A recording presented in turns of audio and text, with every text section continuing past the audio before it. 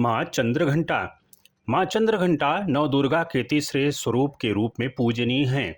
नवरात्रि के तीसरे दिन माँ चंद्रघंटा की पूजा की जाती है। उनका यह स्वरूप शक्ति, सौंदर्य, शांति और युद्ध कौशल का अद्वितीय संगम है।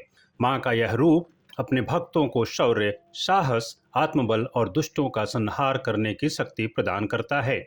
चूंकि उनके मस्तक पर घंटे के आकार का अर्धचंद्र सुशोभित है, इसलिए उन्हें चंद्रघंटा कहा जाता है। उनका यह रूप युद्ध की देवी के रूप में जाना जाता है, जो अपने भक्तों की रक्षा करती हैं और दुष्टों का नाश करती हैं। माँ चंद्रघंटा की कथा देवी पार्वती से जुड़ी है।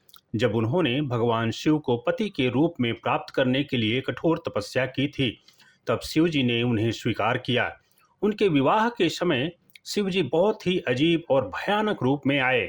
उनके शरीर पर भस्म लगी थी, बाल उलझे हुए थे, गले में सांप और साथ में भूत प्रेतों की टोली थी। यह रूप देखकर माता पार्वती की मां, उनके और परिवार वाले भयभीत हो गए। जब पार्वती ने स्वयं चंद्रघंटा रूप धारण किया, एक तेजस्विनी योद्धा देवी के रूप में, जो सौंदर्य और शक्ति का अद्वितीय संगम थी, उन्होंने शिव जी को सौम्य रूप में आने का आग्रह किया और विवाह संपन्न हुआ। इस प्रकार माँ चंद्रघंटा शक्ति और सौंदर्य की अधिष्ठात्री देवी बन गईं। माँ चंद्रघंटा का स्वरूप अत्यंत भव्य और तेजस्वी है। उनका यह रूप शांति और विनाश दोनों का ही प्रतीक है।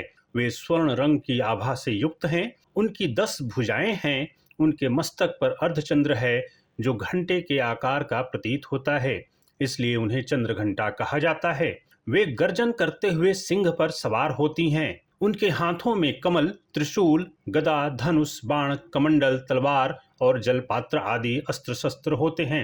एक हाथ वर मुद्रा और एक अभय मुद्रा में होता है। जब वे युद्ध के लिए जाती हैं, तो उनके मस्तक का अर्धचंद्र घंटे की तरह गूंजता है, जिससे राक्षसों में भय व्याप्त हो जाता है। उनका यह रूप दिखाता है कि एक स्त्री जितनी शांत और सौम्य हो सकती है और आवश्यकता पड़ने पर उतनी ही सशक्त और प्रचंड भी हो सकती है।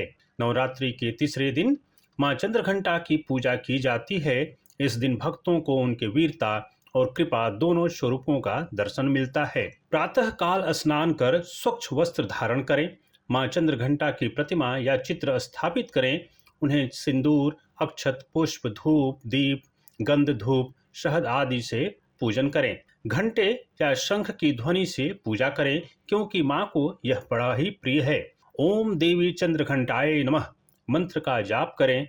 माँ को केले, दूध और मिठाइयों का भोग अर्पित करें। अंत में माँ की आरती करें और आशीर्वाद प्राप्त करें। माँ चंद्रघंटा का संबंध मणिपुर चक्र से माना जाता है। यह चक्र आत्मबल, शौर्य और सामर्थ्य का केंद्र होता है। माँ की पूजा से यह चक्र जागृत होता है और व्यक्ति में साहस, आत्मविश्वास, ऊर्जा और सकारात्मकता आती है।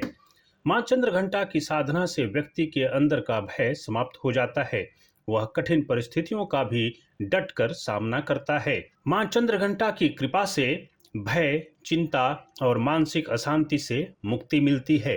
दुश्मनों से रक्षा और संकटों में साहस की प्राप्ति होती है। नकारात्मक शक्तियों और ऊर्जाओं का नाश होता है। ध्यान और साधना में स्थिरता मिलती है। सौंदर्य, तेज और आत्मबल में वृद्धि होती है। जीवन में संतुलन और सामर्थ्य का समावेश होता है। नवरात्रि की साधना में माँ चंद्रघंटा का स्थान अत्यंत महत्वपूर्ण है। उनका पूजन करते समय साधक अपने भीतर स्थित अज्ञात भय, असुरक्षा और नकारात्मक विचारों से मुक्ति पाता है। वे साधना को आगे बढ़ाने की शक्ति और दिशा देती हैं। भारत में माँ चंद्रघंटा के कुछ मंदिर विशेष रूप से पूजनीय हैं।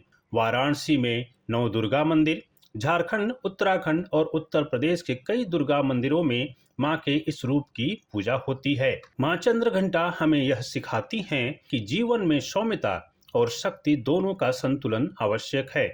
जब कोई हमें या हमारे धर्म का अपमान करे, तब हमें प्रतिक्रिया देने से संकोच नहीं करना चाहिए। स्त्री केवल कोमलता का नहीं, बल्कि पराक्रम और युद्ध नीति का भी उदाहरण हो सकती है।